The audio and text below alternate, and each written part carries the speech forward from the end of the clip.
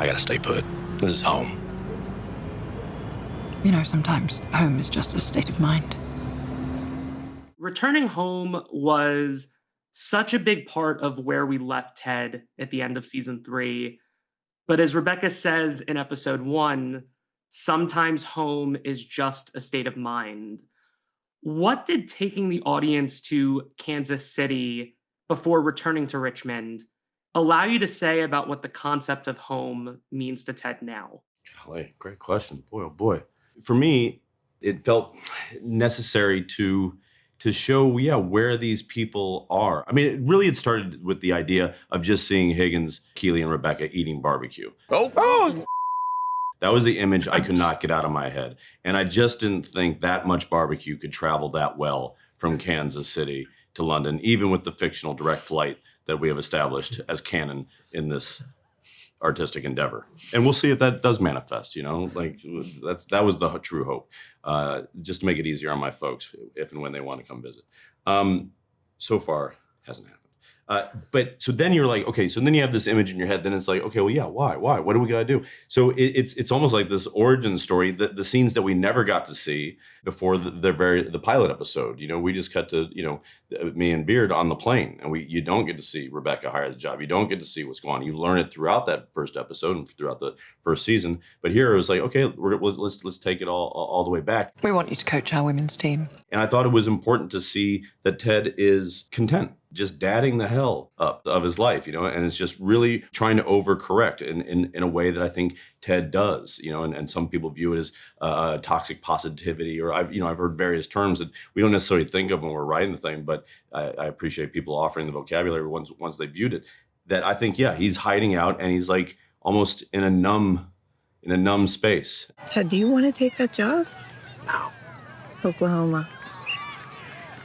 If his love cup isn't full, then no one, including, most importantly, to Ted, his son, is getting the overflow, because there is no overflow. I ain't going nowhere. You stuck with me, buddy boy. He's depriving himself of what he loves the most until he makes the decision, and then it's just like this release at the end of the episode.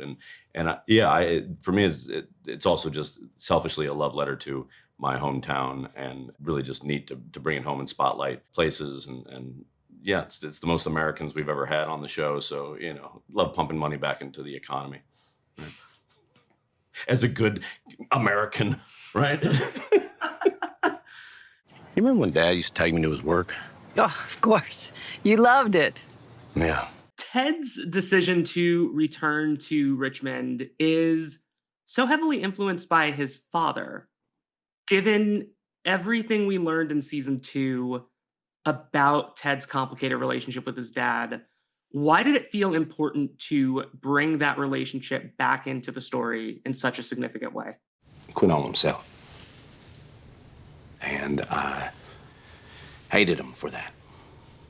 Well, similar to I think the way we get to see Rebecca view the parts of Rupert that she fell in love with, if for no other reason than to forgive herself for feeling like she got tricked. It's like, no, there's a lovable person there, and he forgot it and she forgot it, but you can't necessarily turn someone, just because they don't turn out the way you want them to, doesn't mean that they don't have good parts to them, and that, you weren't foolish and you shouldn't be embarrassed for having, fallen for them. I think Ted, and Dr. Sharon asked that of Ted. You told me what you hate about him. I'd love to hear something you remember that made you feel good.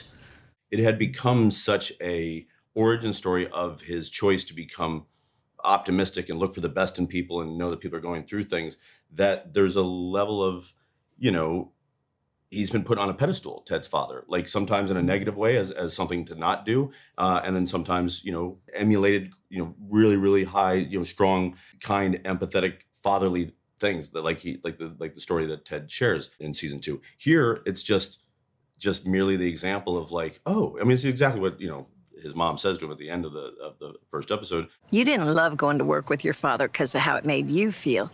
You loved being around how his job made him feel. Whatever he was selling, you got to assume it was to make their lives better. He wasn't ripping people off or anything like that. And Ted loved seeing that around. And so he's like, oh, I'm depriving my own son. Here I am returning in the physical thing, but am I there emotionally? Am I there on a soul level? Because he's certainly there on a proximity, which is important, as a parent, but I'm not thriving from within, and I'm depriving instead of thriving. So yeah, let's I want to be like my dad in that regard. It's good for a boy to see his father do something he loves. And do it well beyond, Henry's 16th birthday, hopefully. Ted was always the fish out of water in Richmond, but season 4 opens with Rebecca, Keeley, and Higgins in unfamiliar territory. Rebecca and Keeley in Kansas? Oh, Higgins and Schwartz, oh my. What was it like playing that reversal? And for each of you, what stood out most about spending time in Kansas City? I mean, I think Keeley actually takes to it like a fish in water. I think she feels very happy in Kansas. But what I think she cannot wrap her head around is that it may not be the right Kansas for Dorothy. Which actually, that was a parallel for me. I remember. With Jason. Yeah, and I reached out to Jackie Levy, our incredible costume designer, and Nikki Austin, hair and makeup designer, who does my Keeley look with me. And I was like, guys, we have the opportunity to do a Dorothy thing here. We got to do the red slip. We got to do. And then Jackie found the little bag that looked like Toto. I was like, this is incredible. And then found out that actually it's not the right Kansas from Jason. And but then Jason was like, but I think we should keep that in the script anyway. It's so great. And I think, getting to go and be a part of it with these two and start this new season where I know we've all talked about it a little bit, of feeling nervous coming back. Of course, this has been a show that has done so much for us and has brought so much into our lives. It's such extraordinary ways that I think you just feel nervous to come back. You don't want to do it a disservice. Absolutely. And so arriving there and getting to go through that together and almost be like, we're on vacation together and refiguring it out. And then the entrance of us all arriving this season with our feet coming out of that Escalade.